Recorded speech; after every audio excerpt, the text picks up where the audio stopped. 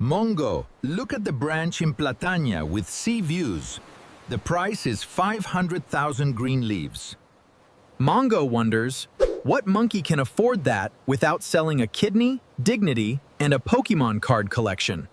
Day. Mongo opens his banana phone. The balance doesn't add up, neither does the salary. He calculates again, like when he re-enters a misspelled But Mongo sees that branches are selling, not just one, many. In Platania, almost 1 in 4 already exceeds 500,000 green leaves. Meanwhile, cheap branches in big cities disappear like decent rent in August. Mongo still believes this is about working more to earn more. He doesn't know that Mongo plays a normal game, while other monkeys start Monopoly with half the board already bought. Today, Mono explains why 500,000 green leaf branches are still selling, even though most monkeys can't afford them with just a salary. Which monkeys are actually buying branches? And what can Mongo learn from those monkeys? Chapter 1. The game is rigged.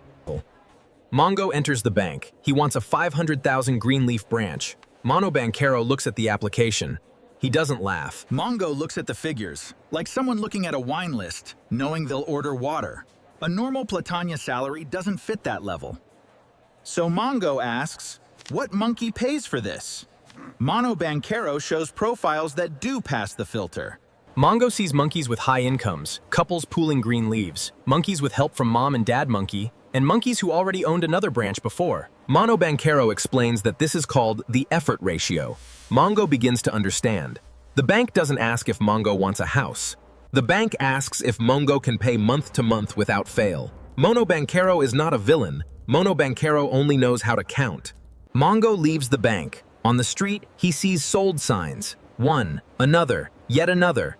The market says impossible, but the signs say sold. Mongo looks for monkeys who did buy a 500,000 green leaf branch. None had to work more to earn more, and each one did something different. Chapter 2. Monkeys who play with an advantage. Mongo talks with Doña Banana. So what exactly is the advantage? He talks with Mongi. He talks with Mona Lisa. Each monkey tells their version of their move. Doña Banana talks about variable income. Understand, there's no fixed salary. Some days, many monkeys come to buy and leave many green leaves.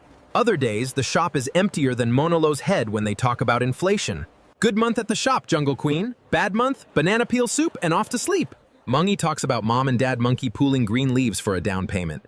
That in Platania is not called investment, it's called a donation. And a donation is not invisible to the tax monkey. When Mongo receives coins without giving anything in return, it counts as an increase in wealth. And if there's an increase in wealth, the monkey government sends the tax monkey to get his bite. Mona Lisa says that Mongo can combine salaries with her.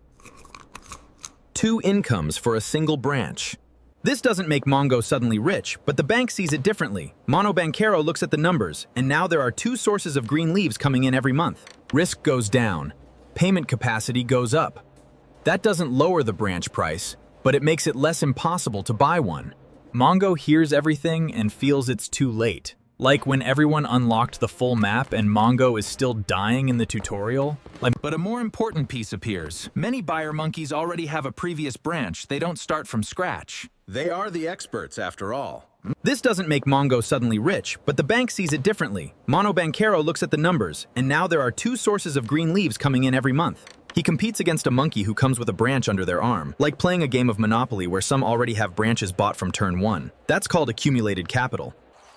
A monkey who bought years ago arrives with a partially paid branch, and it's more expensive than before. Mongo arrives with a salary. Another monkey arrives with a salary plus a revalued branch. It's not the same game. Mongo feels these monkeys aren't explaining everything. Mongo discovers other monkeys buying 500,000 branches. Monkeys who don't live nor plan to live in Platania. Monkeys who buy branches to put in a pool. Monkeys guilty of making branches increasingly expensive for monkeys like Mongo. Chapter 3. Monkeys from other jungles. Mongo follows the trail. No. He discovers monkeys who speak a strange language. Monkey language, but not Platañol. Monkeys with more green leaves. That's called external demand. In Platania, they already see monkeys from other jungles as an important part of the market. In some areas of Platania, they weigh more than a loaded tree in high season. Furthermore, until April 2025, the golden visa existed. A monkey from another jungle arrived with many green leaves and bought a branch in Platania. In return, he received permission to move around the jungle like a local monkey, without working in Platania, just investing in a branch. Then Platania closed that tap. But the idea was already clear. For some monkeys, a branch is not a home. It's an investment, a refuge, a plan B, or a monopoly token with views. Mongo begins to understand. He doesn't just compete against neighboring monkeys.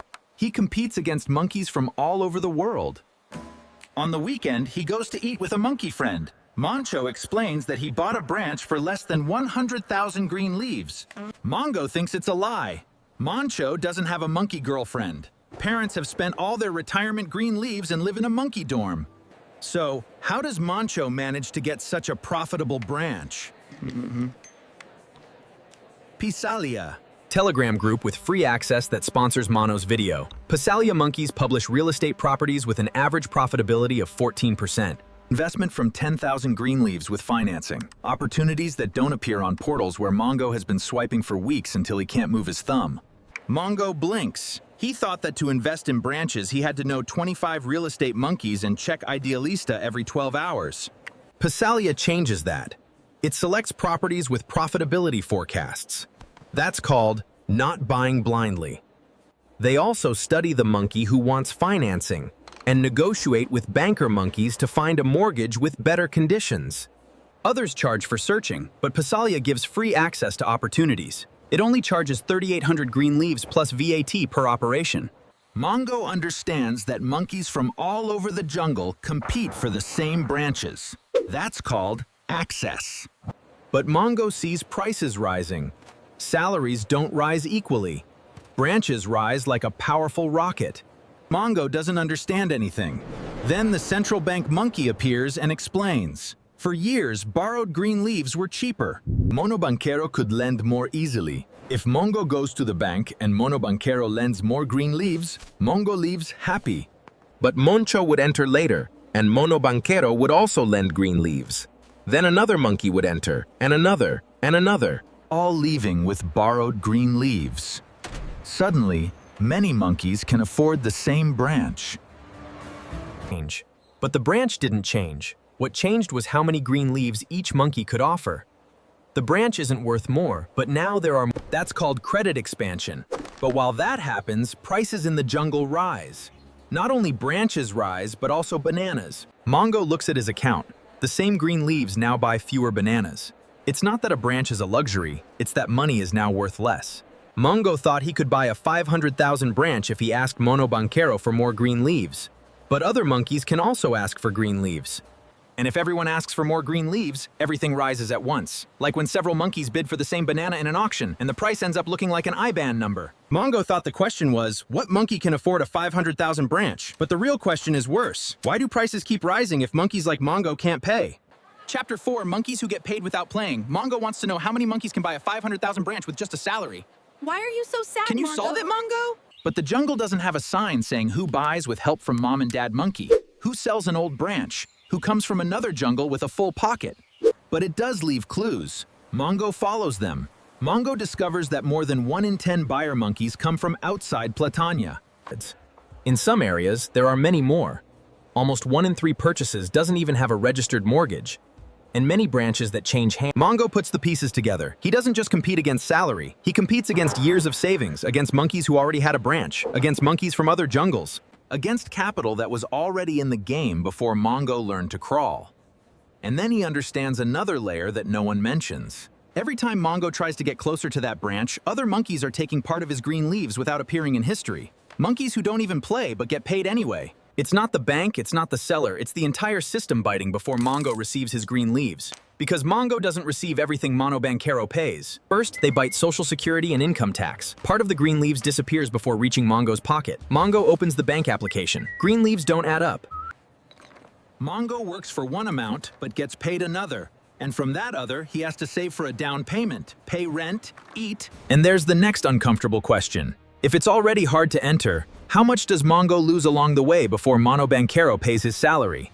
Because there's a group of monkeys against whom Mongo can never fight, and they won't just make it harder for him to buy a 500,000 greenleaf branch, but they'll also put... Go watch the video where Mono explains the most abusive taxes in the Platania jungle.